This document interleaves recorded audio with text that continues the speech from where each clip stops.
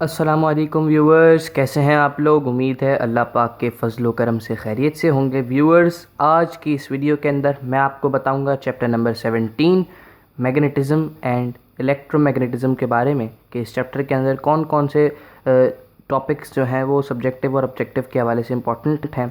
मैं आपको हर पैरा के बारे में बताऊंगा कि इसके अंदर से आपका ऑब्जेक्टिव बन सकता है या फिर सब्जेक्टिव। तो चलिए बढ़ते हैं अपने टॉपिक की तरफ बगैर मज़ीद ज़्यादा टाइम वेस्ट किए। व्यूअर्स, इसका अगर आप पहला पैराग्राफ कर लें इंट्रोडक्शन वाला, तो इसके अंदर से आपके लिए ऑब्जेक्टिव काफ़ी अच्छे इसमें से मिल जाएंगे आपको। तो आप ये पैराग्राफ जो है ऑब्जेक्टिव के हवाले से लाजमी कर लें, मार्कआउट कर लें, ऑब्जेक्टिव लिख लें इसके ऊपर। फिर मैग्नेटिक पोल्स का ये टॉपिक है, ये इतना इंपॉर्टेंट नहीं, लेकिन फिर भी आप चाहें तो ये कर सकते हैं। इसकी पीछे डायग्राम मौजूद है, ये कर लें और साथ में कुछ 4 से 5 पॉइंट्स इसके इकट्ठा कर लें इसके अंदर से इंपॉर्टेंट, तो ये आपका एक अच्छा सा क्वेश्चन बन जाएगा। फिर मैग्नेटिक फोर्स पे बात करें तो यहाँ पर इसकी डेफिनेशन मौजूद है। It can be shown experimentally that magnets attract other magnetic substances. This attractive force which is different from both the electrostatic and gravitational forces is called magnetic force। तो ये यहाँ से लेकर आप यहाँ तक लिख सकते हैं। ठीक, मज़ीद आप चाहें तो उसके बारे में एक्सप्लेनेशन यहाँ से देखकर मज़ीद दे सकते हैं जो आपको बेहतर लगे। फिर मैग्नेटिक फील्ड के बारे में बात करें तो इसकी भी यहाँ पर डेफिनेशन मौजूद है, आप यहाँ से देख सकते हैं। आप इसकी यहाँ से देखकर एग्जाम्पल भी लिख सकते हैं, तो आपका एक अच्छा क्वेश्चन का आंसर एक अच्छा क्रिएट हो जाएगा। फिर magnetic field of the earth इसके बारे में है, इसके बारे में आप इसके अंदर मज़ीद डीप में पढ़ सकते हैं यहाँ से, और इसका आप डायग्राम भी बना सकते हैं। अगर आपसे ये पूछी जाए तो इसके बारे में कुछ पॉइंट्स लिख दीजिए और साथ में इसकी डायग्राम बना दीजिए, तो ये आपका क्वेश्चन भी कवर अप हो जाएगा। फिर मैग्नेट्स एंड मैग्नेटिक मटेरियल्स, इसके बारे में यहाँ पर गिवन है, डेफिनेशन भी मौजूद है, और मैग्नेटिक सब्सटेंसेस कौन सी होती हैं, नॉन मैग्नेटिक कौन सी होती हैं, उनके बारे में भी इसके अंदर गिवन है। तो आप चाहें तो ये भी कर सकते हैं, इसमें से मार्कआउट कर लें, और ऑब्जेक्टिव के हवाले से भी ये आपका जो पैराग्राफ है ये इम्पॉर्टेंट है। सही। फिर यहाँ पर फेरोमैग्नेटिक चीज़ों के बारे में बताया हुआ है, कौन से सब्सटेंसेस होते हैं, तो ये भी इंपॉर्टेंट टॉपिक है, ये इसको पढ़ लीजिए। फिर मेथड ऑफ मेकिंग मैग्नेट्स, ये भी पूछा जाता है। इसके सारे मेथड अगर आप कर लें, अगर सारे मेथड्स के जो डायग्राम है वो कर लें और 5 से 6 पॉइंट्स इसके इसमें से देखकर बना लीजिए, तो क्या होगा, आपके लिए एक आसानी हो जाएगी। अगर आपसे पूछा जाए तो मार्क्स से आप आराम से इसको लिख सकते हैं इसके आंसर को। तो ये सिंगल टच मेथड पहला है, इसमें से देखकर इसको देख सकते हैं आप। फिर वर्किंग कंस्ट्रक्शन इसकी लिख सकते हैं, हेडिंग्स बना सकते हैं, पॉइंट्स बना सकते हैं। फिर इलेक्ट्रिकल मेथड, ये डायग्राम बनाकर इसमें से पॉइंट्स लिख दीजिए। फिर डीमैग्नेटाइजेशन, ये लिख सकते हैं और इसकी हेडिंग लिखिए, डायग्राम बना दीजिए, सिंपल।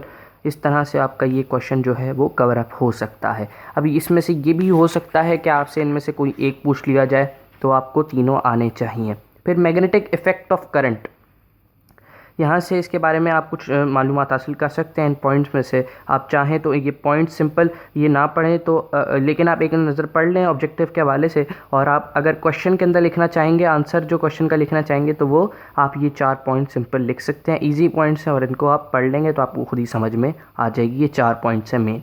फिर इसको ऑब्जेक्टिव के हवाले से आप इस पूरे पैराग्राफ जो है इनको देख सकते हैं। फिर magnetic field of a straight wire, इसके बारे में डीप में यहाँ पर लिखा है। इसकी आप इसके बारे में कुछ वर्किंग लिख दीजिए, अगर ये मेथड है तो उसकी वर्किंग लिख दीजिए, वरना ये जो एक्सपेरिमेंट है इसके बारे में यहाँ से यहाँ तक लिख सकते हैं, तो आप लिख दीजिए पूरा। इसको एक बार पढ़ लीजिए, समझ लीजिए। ओन वर्डिंग में आप चाहें तो ओन वर्डिंग में भी लिख सकते हैं, लेकिन प्रॉपर होना चाहिए, तो आप इसको ओन वर्डिंग में अच्छे से करके लिख सकते हैं। साथ में इसके पैराग्राफ्स बना लीजिए, एक्सप्लेनेशन कर लीजिए, फिर वर्किंग की हेडिंग डाल दीजिए, कंस्ट्रक्शन की हेडिंग डाल दीजिए। इस तरह से हर हेडिंग के अंदर थोड़ा थोड़ा लिखकर, तो ये आपका एक बेहतरीन सा क्वेश्चन डायग्राम के साथ क्रिएट हो जाएगा। ठीक, तो magnetic field due to coil और सोलेनॉइड, तो ये भी यहाँ पर गिवन है सोलेनॉइड की डेफिनेशन, ये भी आपके लिए इंपॉर्टेंट है, डायग्राम भी इंपॉर्टेंट है, इसके बारे में यहाँ से आप पढ़ सकते हैं। फिर electromagnets and their applications, electromagnets क्या होते हैं, यहाँ पर इसकी डेफिनेशन मौजूद है।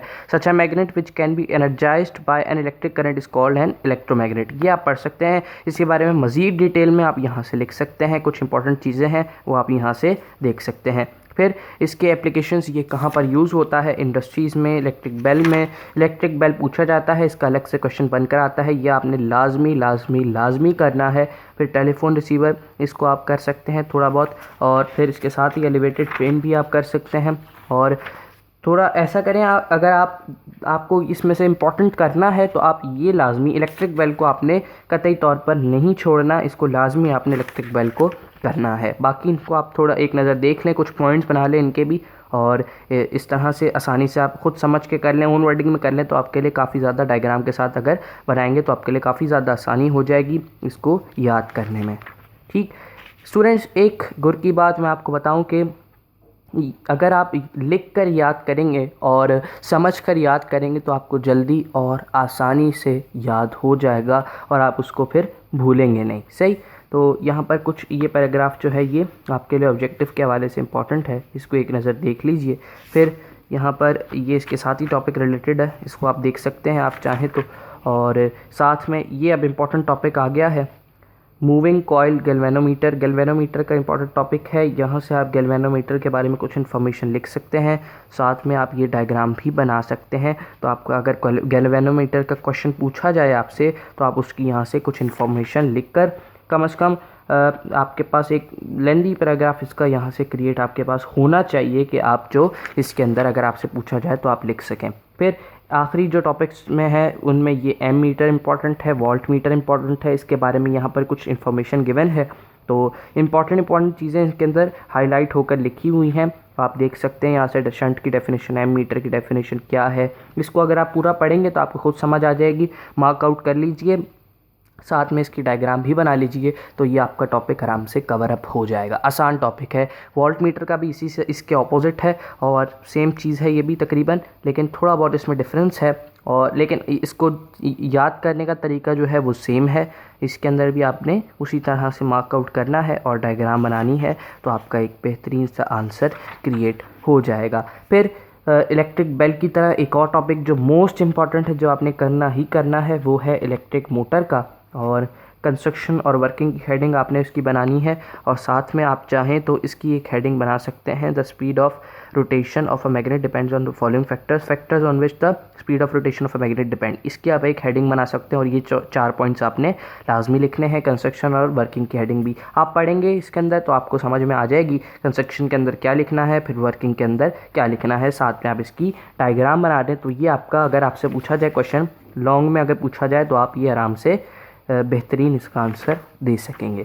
तो मुझे उम्मीद है स्टूडेंट्स आपको मेरी ये वीडियो अच्छी लगी होगी। एंड में आपको मैं बता दूं कि समरी आपने लाजमी करनी है, इसके अंदर से आपका ऑब्जेक्टिव और कुछ थोड़ा बहुत सब्जेक्टिव भी क्रिएट हो सकता है, और सब्जेक्टिव इसके अंदर आप ख़ुद बनाना चाहें तो आप भी बना सकते हैं। इसकी डेफिनेशंस इसके अंदर से पूछी जा सकती हैं, है तो ये वही चीज़ जो आपके आगे मैंने आपको शुरू में बताई थी, लेकिन इसके अंदर काफ़ी हद तक आसान लिखा है और थोड़ा शॉर्ट लिखा है। आप चाहें तो इसको थोड़ा सा इंक्रीज़ कर सकते हैं, ऐड कर सकते हैं इसके अंदर कुछ चीज़ें और एग्जांपल्स भी ऐड कर सकते हैं, तो आपका एक बेहतरीन सा आंसर क्रिएट हो जाएगा। तो मुझे उम्मीद है कि आपको मेरी ये वीडियो अच्छी लगी होगी। इस वीडियो को ज़्यादा से ज़्यादा शेयर कीजिए, मेरे चैनल को सब्सक्राइब कीजिए, बेल आइकन को प्रेस करना मत भूलिएगा, और मेरे इंस्टाग्राम पेज बदरुल आरफीद को जाइए, जाकर फॉलो कीजिए, और इंशाल्लाह फिर हाज़िर होंगे एक नई वीडियो के साथ। अपना बहुत सारा ख्याल रखिएगा। अल्लाह हाफ़िज़।